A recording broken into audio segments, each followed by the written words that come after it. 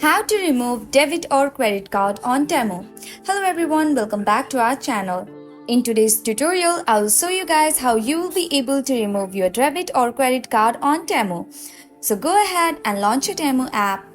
Make sure you are already logged into your account. Once you land on the homepage of Temu app, you will see the U option at the bottom of the screen. Click on that. Over here, you will find different options. Tap on the setting option at the top right corner of your screen. Now head towards the option of your payment method and open it. Over here, you will find your card.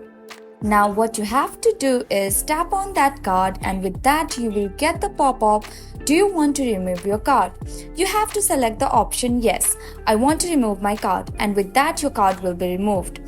But if you want to add a card, you can tap on the option that says add a credit or debit card, and from here you can easily add it. And that's it. That's how you will be able to remove debit or credit card as well as add your card on Temu app. Hope this tutorial was helpful. Don't forget to like, share and subscribe. Thank you for watching. See you guys in my next video.